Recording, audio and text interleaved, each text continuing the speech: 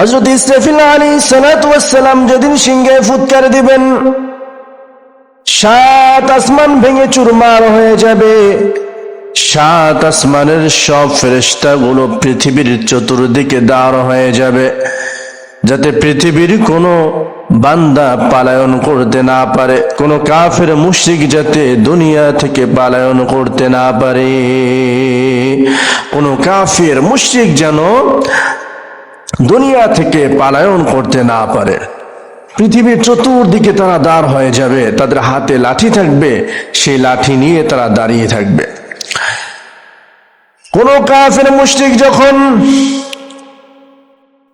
মাটি থেকে উঠে পৃথিবীর শেষ প্রান্তের দিকে দৌড়ে দৌড়ে চলে যাবে, কারণ ওই কাফের মুশরিক যারা থাকবে তারা কবর থেকে বের হতে চাইবে না। কিন্তু ওই দিন মাটিকে আল্লাহ রাব্বুল আলামিন আদেশ করবেন যে, ও মাটি, তোমার ভিতরে যা আছে আজকে সব তুমি বের করে দাও।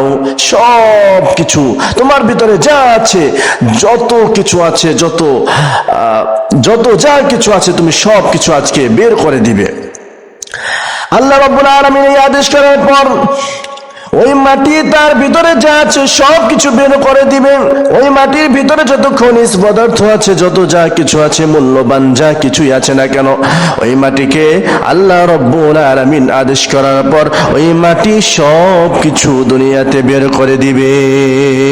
যত মানুষ হযরত আদম আলাইহিস সালাতু ওয়াস সালাম থেকে এই পর্যন্ত, অদ্য পর্যন্ত যত মানুষ দুনিয়াতে এসেছিল, যারা মারা গেছে, তাদেরকে কি করা হবে?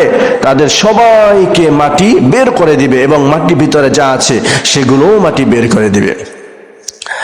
ওই কাফের মুশরিক ইহুদিকে যখন মাটি সেখান থেকে বের করে দিবে, সেখান থেকে বের করার পরে ওই বান্দা যখন মাটি থেকে উপরে উঠবে, কিয়ামতের ভয়াবহতার দৃশ্য সে দেখতে পাবে। এই দৃশ্য দেখে তার মনে পড়ে যাবে যে সম্ভবত কিয়ামতের ময়দান শুরু হয়ে গিয়েছে, কিয়ামত শুরু হয়ে গিয়েছে, কিয়ামতের কার্যক্রম শুরু হয়ে গিয়েছে। সেই ভয়াবহ দৃশ্য দেখবেন। সেই ভয়াবহ দৃশ্য দেখার পরে তার ভয় হবে, সে কান্না করবে আর চিৎকার করবে, বাঁচাও বাঁচাও বলে সে, বাঁচাও বাঁচাও বলে সে চিৎকার করতে থাকবে। কিন্তু সে চিৎকারে কোনো লাভ হবে না। সে ভয় পেয়ে দিক বিদিক ছুটবে। সে দেখবে মানুষগুলো সবগুলো কিয়ামতের ময়দানের দিকে দৌড়াচ্ছে, সব মানুষগুলো কিয়ামতের ময়দানের দিকে দৌড়াচ্ছে। কিন্তু ওই কাফের মুশরিক, সে তো জানে সে পৃথিবীতে কি করেছে, সে সেই কিয়ামতের ময়দানের দিকে ছুটবে না। সে দিক বিদিক ছুটতে ছুটতে, চলতে চলতে, দৌড়াতে দৌড়াতে পৃথিবীর শেষ প্রান্তে চলে যাবে। কিন্তু শেষ প্রান্তে যাওয়ার পরে সে আর পালায়ন করতে পারবে না, কারণ সেখানে আল্লাহ রাব্বুল আলামিন ফেরেশতাদেরকে পাহারাদার হিসেবে বসিয়ে রেখেছে। সেখানে ফেরেশতাদেরকে পাহারাদার হিসেবে বসিয়ে রেখেছে। ওই বান্দা আর পালায়ন করতে পারবে না। সেখান থেকে ফেরেশতা তাদের হাতের লাঠি দ্বারা তাকে সজোরে আঘাত করবে।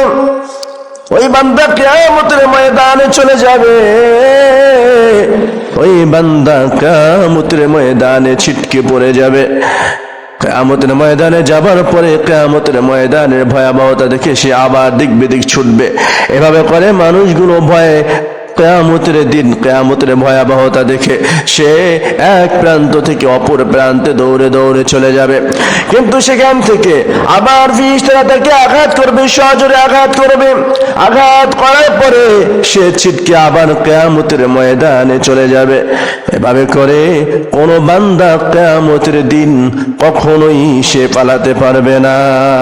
যত চেষ্টাই করুক সে কি করতে পারবে না? কোনোভাবেই পালাতে পারবে না।